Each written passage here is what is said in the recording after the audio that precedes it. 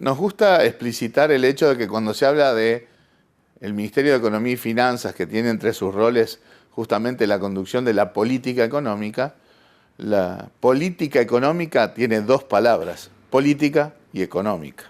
Eso quiere decir que es necesario tener las capacidades técnico-profesionales que permitan hacer políticas económicas razonables, consistentes, bien diseñadas, aprendiendo de lo que pasa en el mundo, de lo que se debe hacer y de lo que no se debe hacer.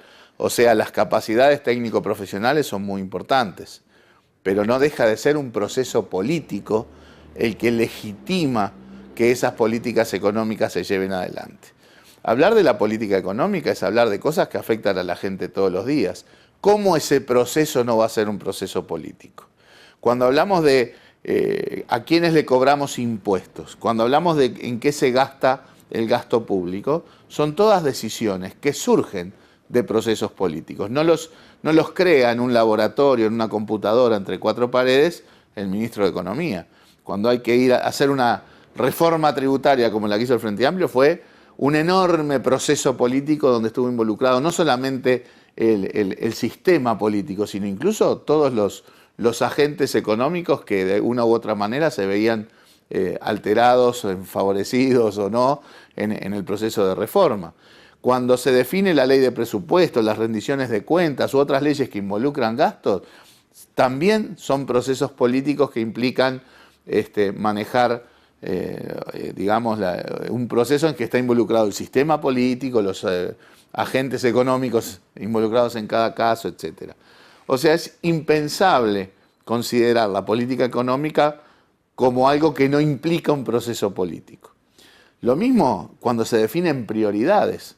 El manejo de la política económica y sobre todo de la política fiscal implica, entre otras cosas, definir prioridades, porque como no hay plata para todo, hay que determinar cuáles van a ser las prioridades con respecto al gasto público. Y eso no lo define un técnico entre cuatro paredes, esa es una definición profundamente política que marca además el sesgo político ideológico de un gobierno, dónde pone las prioridades, dónde pone los recursos, ¿sí? Aquí se han priorizado claramente desde el año 2005 en las leyes de presupuesto, en las rendiciones de cuenta, el gasto social.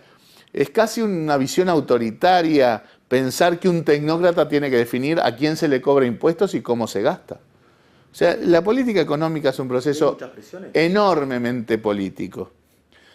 Y eso significa saber manejarse con peso político, sí, pero además de manera balanceada y de manera política con todos los agentes, con los legisladores, con el conjunto de agentes del Poder Ejecutivo, ¿no? Ministros y otros compañeros del Poder Ejecutivo, que obviamente se disputan de alguna manera. Los ministerios en cada instancia electoral también disputan sus recursos con los trabajadores, sobre todo los trabajadores del Estado, que también aprovechan las instancias de rendiciones de cuentas y leyes de presupuesto para ¿verdad? Procurar también disputar recursos para los trabajadores del Estado,